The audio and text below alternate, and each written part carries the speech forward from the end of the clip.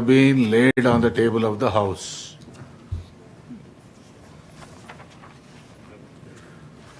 Madam, మాట్లాడతారా? అధ్యక్ష, ధన్యవాదాలు అధ్యక్ష. నేను గత సంవత్సరం సెప్టెంబర్ 3వ తారీఖు నాడు నా ఎమ్మెల్సీ పదవికి రాజీనామా ఇవ్వడం జరిగింది అధ్యక్ష. మీకు తమరికి చైర్మన్ ఫార్మాట్లోనే, హౌస్ ఫార్మాట్లోనే రెసిగ్నేషన్ లెటర్ పంపాను అధ్యక్ష. ఆనాడు మీరు పెద్దలుగా, నా వెల్విషర్గా, అదేవిధంగా మీ యొక్క డ్యూటీ నిర్వర్తిస్తూ మరి ఆవేశపడకండి, కొంచెం ఆలోచించుకోండి, నిర్ణయం తీసుకోండి, మీకు సమయం ఇస్తా అని చెప్పారు అధ్యక్ష. అయితే ఆ తర్వాత పలు సందర్భాల్లో కూడా నేను మీడియా ద్వారా తమరికి విజ్ఞప్తి చేశాను. నేను చాలా కాన్షియస్గా డెసిషన్ తీసుకున్నాను అధ్యక్ష, నా రెసిగ్నేషన్ యాక్సెప్ట్ చేయండి అని. కానీ 4 నెలల సమయంలో కూడా ఆ నిర్ణయం మీరు తీసుకోలేదు అధ్యక్ష.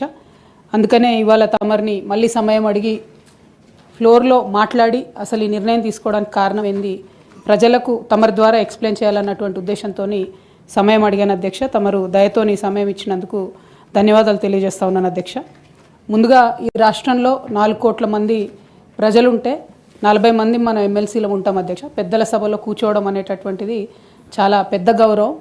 ఇటువంటి గౌరవాన్ని నాకు ఇచ్చినటువంటి బీఆర్ఎస్ పార్టీకి, అట్లానే నిజామాబాద్లో నాకు ఓటు వేసి గెలిపించినటువంటి మా ఎంపీటీసీ, జెడ్పీటీసీ సభ్యులకు ధన్యవాదాలు తెలియజేస్తూనే, నాకు ఇచ్చినటువంటి బాధ్యతను నేను నిర్వహించడానికి అదే బీఆర్ఎస్ పార్టీ నుంచి నాకు అనేకమైనటువంటి కట్టుబాట్లు ఎదురవుతూ ఉన్నాయి. కాబట్టి ఆ పార్టీ ద్వారా సంక్రమించినటువంటి పదవిని పెట్టుకోవడం అన్నది నైతికత కాదు. కాబట్టి ఆ పార్టీ ఇచ్చినటువంటి పదవికి రాజీనామా చేయాలని చెప్పి నిర్ణయం తీసుకున్నాను అధ్యక్ష.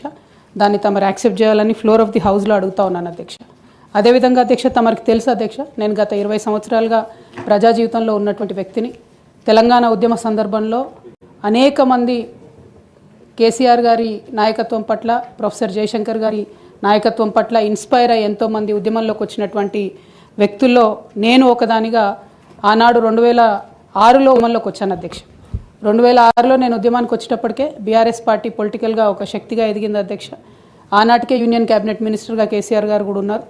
అయినప్పటికీ నేను బీఆర్ఎస్ పార్టీలోకి రాకుండా ఇండిపెండెంట్గా తెలంగాణ జాగృతి అనేటటువంటి సంస్థను స్థాపించి, ఆ సంస్థ ద్వారా తెలంగాణ ఉద్యమంలో ఎక్కడైతే గ్యాప్ ఉందో ఆ గ్యాప్ని ఫుల్ఫిల్ చేయడానికి, ముఖ్యంగా మహిళా లోకాన్ని తెలంగాణ ఉద్యమంలోకి తీసుకురావడానికి, యువమిత్రుల్ని తెలంగాణ ఉద్యమంలోకి తీసుకురావడానికి అనేక కార్యక్రమాలు చేపట్టడం జరిగింది అధ్యక్ష. అందులో ప్రధానంగా ఏదైతే మన సంస్కృతి గురించి అనేకమైనటువంటి చిన్నచూపు చూసేటటువంటి పరిస్థితి ఉన్నటువంటి సందర్భంలో మన బతుకమ్మ మన గౌరవం అని చెప్పి బతుకమ్మ పండుగను ముందుకు తీసుకెళ్ళి నేను ఊరూరా తిరుగుతూ మరి బతుకమ్మ పండుగ మన ఆత్మగౌరవానికి ప్రతీక అని చాటి చెప్పేటటువంటి ప్రయత్నం చేశాను అధ్యక్ష. అదేవిధంగా మన చరిత్రకు సంబంధించి 3000 సంవత్సరాల తెలంగాణ చరిత్రను కూడా నేను ప్రత్యేకించి ఒక చారిత్రక బృందాన్ని కూడా పెట్టుకొని మరి పుస్తకాలను కూడా వెలువరించడం జరిగింది అధ్యక్ష. తెలంగాణలో ఉన్నటువంటి చారిత్రక కట్టడాలను పరిరక్షించడానికి, ఆ కట్టడాల చుట్టూ ఉన్నటువంటి చరిత్రను కూడా నేను నిక్షిప్తం చేయడానికి చేయని ప్రయత్నం అంటూ లేదు అధ్యక్ష. అట్లానే ప్రధాన స్రవంతి మీడియాలో, సినిమాల్లో మనకు జరుగుతున్నటువంటి అవమానం పట్ల ఆనాడు ఉమ్మడి రాష్ట్రంలో చాలా తీవ్రంగా కొట్లాడడం జరిగింది అధ్యక్ష. మన భాషను, మన యాసను ప్రొటెక్ట్ చేయడానికి నా వంతు ప్రయత్నం చేశాను అధ్యక్ష.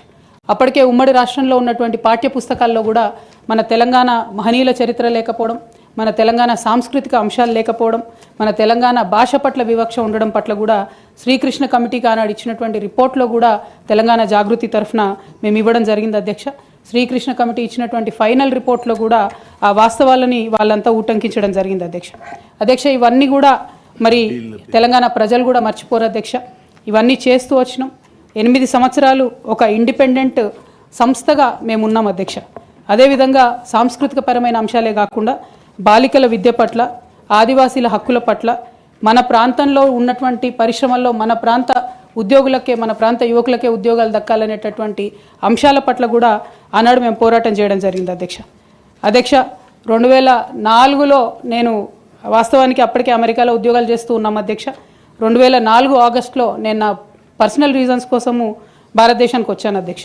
కానీ ఆ తర్వాత 2006లో ఎప్పుడైతే కేసీఆర్ గారు యూనియన్ మినిస్టర్ పదవికి రెసిగ్నేషన్ చేశారో అనేక మంది యువకులు తమ ఉద్యోగాలను వదులుకొని ఉద్యమంలోకి వచ్చారు అధ్యక్ష.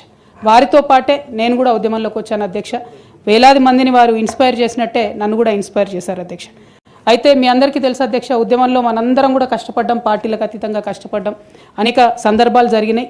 చాలా సక్సెస్ఫుల్గా మన అంశాలని మనం ప్రజలకు చెప్పగలిగినాం, భావజాల వ్యాప్తి చేయగలిగినాం. అయితే అధ్యక్ష 2013-14లో తెలంగాణ ఉద్యమాన్ని మలుపు తిప్పేటటువంటి కీలక ఘట్టాలు జరిగినాయి అధ్యక్ష.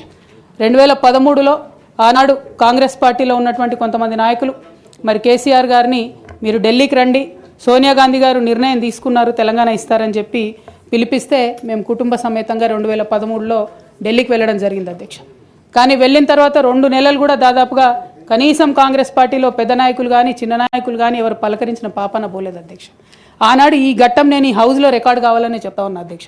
ఎందుకంటే ఇవాళ అనేక మంది తెలంగాణ ఉద్యమంతో సంబంధం ఉన్నవాళ్ళు, లేని వాళ్ళు, కొత్తగా రాజకీయాల్లోకి వస్తున్నటువంటి వాళ్ళు కూడా తెలంగాణ ఉద్యమంలో మీ పాత్ర ఏంటి అని మాట్లాడుతున్నటువంటి సందర్భంలో గల్లీలో కొట్లాడటమే కాదు, ఢిల్లీలో లాబియింగ్లో కూడా నా పాత్ర ఉందని చెప్పడానికే హౌస్లో ఈ మాట చెప్తా ఉన్నాను అధ్యక్ష.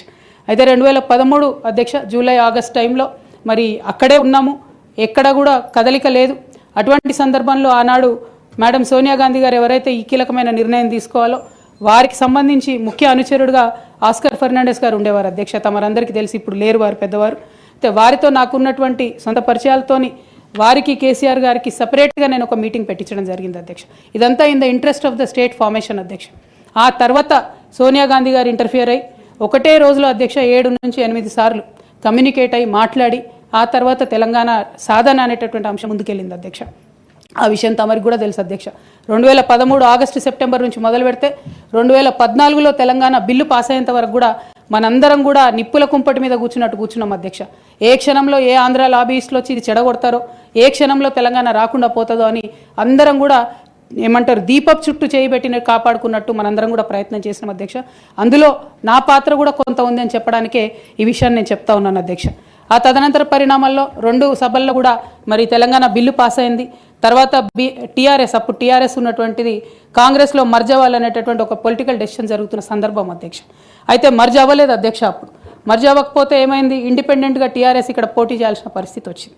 వాస్తవానికి అధ్యక్ష ఏ మహిళ అయినా కూడా ఒక కెరీర్ ఎంచుకునే ముందు, ఒక ఉద్యోగం చేసే ముందు తన కుటుంబం ఏంటి, కుటుంబ పరిస్థితి ఏంటి, రేపు పొద్దున్న నేను ఉద్యోగం చేస్తే నా పిల్లలకు సమయం ఇవ్వగలుగుతానా, కుటుంబ వ్యవహారాలకు సమయం ఇవ్వగలుగుతానా అని ఆలోచించుకుంటారు అధ్యక్ష. నేను కూడా ఉద్యమంలోకి వచ్చే ముందు 3 నుంచి 4 నెలలు చాలా సుదీర్ఘంగా ఆలోచించి నా జీవిత భాగస్వామితో చర్చించిన తర్వాతనే నేను ఉద్యమంలోకి రావడం జరిగింది అధ్యక్ష. అయితే ఈ విషయం ఇప్పుడు ఎందుకు చెప్పాల్సి వస్తుందంటే అధ్యక్ష, నేను ఎప్పుడైనా కూడా మన తెలంగాణ నుంచి ఒక ఇంటర్నేషనల్ స్థాయి ఎన్జిఓ నడపాలనుకున్నాను అధ్యక్ష. నేను పాలిటిక్స్లోకి వస్తానని అనుకోలేదు. కాకపోతే 2013-14లో ఎప్పుడైతే ఈ పరిణామాలు జరిగినాయో, టీఆర్ఎస్ పార్టీ ఒంటరిగా పోటీ చేయాల్సి వచ్చిందో అధ్యక్ష, ఆనాడు నాకు పార్టీ నుంచి వచ్చినటువంటి రిక్వెస్ట్ ఏంటంటే, నువ్వు నిజామాబాద్లో చేసినటువంటి పనికి నిన్ను నిజామాబాద్లో దాదాపుగా ఇంటింటికి గుర్తుపడతారు కాబట్టి నువ్వు ఎంపీ టికెట్ తీసుకొని అక్కడ ఉంటే అందరు ఎమ్మెల్యేలు మనం గెలిచేటటువంటి ఆస్కారం ఉంటుంది కాబట్టి నువ్వు ఇక్కడ పోటీ చేయాలని ఆనాడు టీఆర్ఎస్ పార్టీ నాకు పిలిచి పార్లమెంట్ టికెట్ ఇచ్చింది అధ్యక్ష. నేను ఎప్పుడు కూడా వారిని అడుక్కొని టికెట్ తీసుకోలేదు అధ్యక్ష. ఆ నిజామాబాద్ ప్రజలు దాన్ని గౌరవించారు. 9కి 9 కంప్లీట్గా నిజామాబాద్లో ఎమ్మెల్యేని గెలిపించారు అధ్యక్ష. తద్వారా టీఆర్ఎస్ ఇండిపెండెంట్గా ఆనాడు అధికారంలోకి వచ్చింది అధ్యక్ష. అందరం సంతోషపడ్డాం అధ్యక్ష. నేషనల్ పార్టీస్ మీద డిపెండ్ కాకుండా ఒక స్వీయ రాజకీయ అస్తిత్వం ఈ రాష్ట్రానికి ఉంటుందని చెప్పి టీఆర్ఎస్ పార్టీ అధికారంలోకి వస్తే తెలంగాణ ప్రజలకు మేలు జరుగుతుందని చెప్పి అందరం కూడా పనిచేసాం అధ్యక్ష, కష్టపడ్డాం. అదేవిధంగా మొదటిసారి పార్లమెంట్లో ఉన్నటువంటి మనందరం కూడా మీకు తెలుసు అధ్యక్ష, ఇక్కడ కూడా చాలామంది సహచరులు ఉన్నారు. చాలా అంశాల మీద, విభజన అంశాల అన్నిటి మీద కూడా నిరంతరం పోరాటం చేసి అది హైకోర్టు సాధించుకోవడం కావచ్చు అధ్యక్ష, కాళేశ్వరం లాంటి పెద్ద ప్రాజెక్టులకు అనుమతులు సాధించుకోవడం కావచ్చు అధ్యక్ష, అనేక అంశాల మీద కొట్లాడి కూడా పనిచేసినాం అధ్యక్ష. అంటే ఈ అంశాలు చెప్పడంలో ఉద్దేశం ఏంటంటే అధ్యక్ష, కేవలం పదవులు కావాలి రాజకీయం కోసమే టీఆర్ఎస్ పార్టీలోకి నేను వెళ్ళలేదు అధ్యక్ష. ఆనాడు టీఆర్ఎస్ పార్టీకి అవసరం, తెలంగాణ ప్రజలకు అవసరం అని చెప్పినారు కాబట్టి వెళ్ళిన అధ్యక్ష. వెళ్ళిన తర్వాత కూడా నిజామాబాద్ పార్లమెంట్లో ఉన్నటువంటి వారందరికీ తెలుసు అధ్యక్ష, ఒక 20 సంవత్సరాలు పెండింగ్ ఉండే అధ్యక్ష నిజామాబాద్ పెద్దపల్లి రైల్వే లైన్. కానీ మొదటి 2-3 సంవత్సరాలలోనే వెంటబడి నేను అది పూర్తి చేసుకోగలిగిన అధ్యక్ష. అంటే ఇట్లా ఒక్కొక్కటి ఏ రోల్ ఇస్తే ఆ రోల్లో పనిచేసుకుంటూ వెళ్ళినాం అధ్యక్ష. ఏ రోల్ ఇస్తే ఆ రోల్లో డెడికేటెడ్గా తెలంగాణ ప్రజలకు పనికొచ్చేటట్టుగా చేసినాం అధ్యక్ష. సో 2014లో తెలంగాణ జూన్ 2న వస్తే సెప్టెంబర్లో బతుకమ్మ పండుగ వచ్చింది అధ్యక్ష. నేను అంతకుముందు తెలంగాణ జాగృతి నుంచి దాదాపుగా 8-9 సంవత్సరాల నుంచి కంటిన్యూస్గా బతుకమ్మ పేరుతోని ప్రతి సంవత్సరం కార్యక్రమాలు చేసేదాన్ని అధ్యక్ష. 2014లో వచ్చినటువంటి బతుకమ్మ, తెలంగాణ రాష్ట్రం ఏర్పడ్డ తర్వాత వచ్చినటువంటి మొదటి బతుకమ్మ నుండే నా మీద రిస్ట్రిక్షన్స్ ప్రారంభమైనాయి అధ్యక్ష. పొలిటికల్ పార్టీలో ఒక వ్యక్తిని స్వేచ్ఛను ఎట్లా హరిస్తారని చెప్పడానికే ఎగ్జాంపుల్ చెప్తా ఉన్నాను అధ్యక్ష. అధ్యక్ష, ఇక్కడ పర్సనల్ ఇష్యూస్ మాట్లాడకుండా నేను రూల్ పొజిషనే కోట్ చేసి మాట్లాడతాను అధ్యక్ష.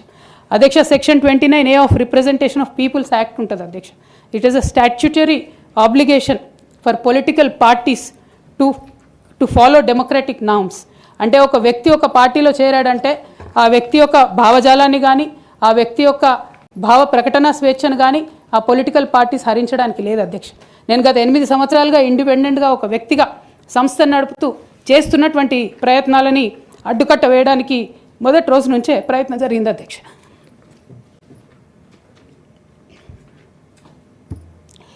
కానీ ఎక్కడ కూడా నేను తెలంగాణ బిడ్డలని తెలంగాణ ప్రజల్ని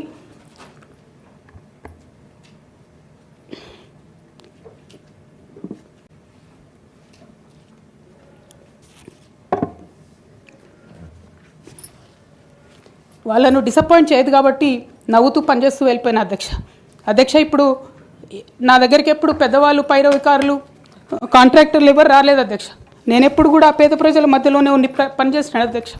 నా దగ్గరికి వచ్చినటువంటి బీడీ కార్మికులు కావచ్చు, బీడీ టేకేదారులు కావచ్చు, అంగన్వాడీ టీచర్లు కావచ్చు, ఆశా వర్కర్లు కావచ్చు, ఐకేపీ ఎంప్లాయీస్ కావచ్చు అధ్యక్ష, అదేవిధంగా జిహెచ్ఎంసీ కార్మికులు కావచ్చు అధ్యక్ష, టీచర్లు కావచ్చు అధ్యక్ష, నిరుద్యోగులు కావచ్చు, ఆడబిడ్డలు కావచ్చు, సింగరేణి ఉద్యోగులు కావచ్చు, కరెంట్ ఎంప్లాయీస్ కావచ్చు, ఎవరు వచ్చినా అధ్యక్ష నేను కాదనకుండా నాకెంత వీలైతే అంత పనిచేసి పెట్టేటటువంటి ప్రయత్నం చేసిన అధ్యక్ష.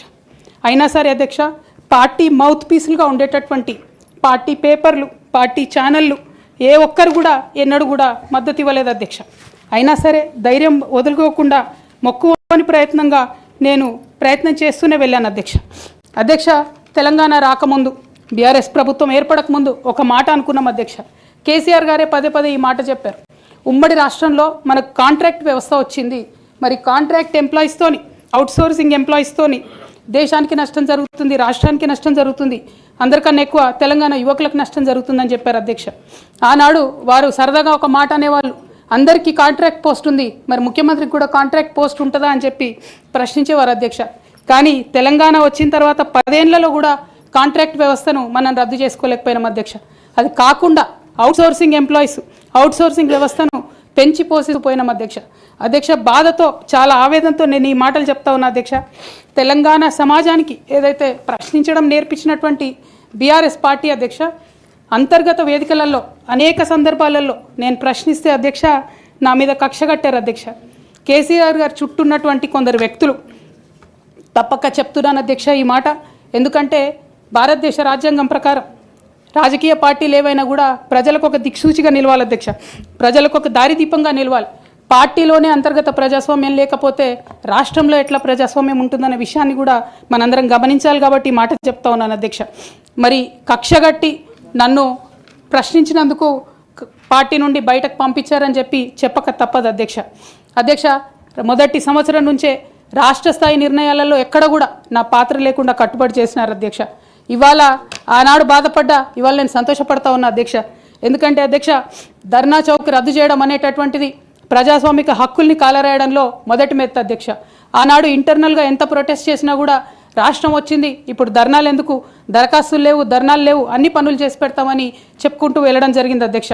అట్లానే రైతులకు జరిగినటువంటి అక్రమ అరెస్టులు అధ్యక్ష, ఇవాళ ఒక్కొక్క దగ్గర నుంచి రైతులు మాట్లాడుతూ ఉంటే బాధ తట్టుకోలేకపోతున్నాం అధ్యక్ష. అదేవిధంగా పార్టీలో జరుగుతున్నటువంటి అవినీతి అధ్యక్ష, ప్రభుత్వంలో జరుగుతున్నటువంటి అవినీతిని ఎప్పటికప్పుడు నేను వారి దృష్టికి తీసుకెళ్లడం జరిగింది అధ్యక్ష. అమరజ్యోతి నుంచి మొదలు పెట్టుకుంటే అధ్యక్ష, అంబేద్కర్ విగ్రహం దగ్గర నుంచి మొదలు పెట్టుకుంటే అధ్యక్ష, సెక్రటేరియట్ నుంచి మొదలు పెట్టుకుంటే అధ్యక్ష, కలెక్టరేట్లలో కూడా తీరని అవినీతి జరిగిన మాట ముమ్మాటికి వాస్తవం అధ్యక్ష. దీనికి పెద్ద ఉదాహరణలు సిద్దిపేట, సిరిసిల్లలో కట్టినటువంటి కలెక్టరేట్లు 2 వచ్చినటువంటి మొదటి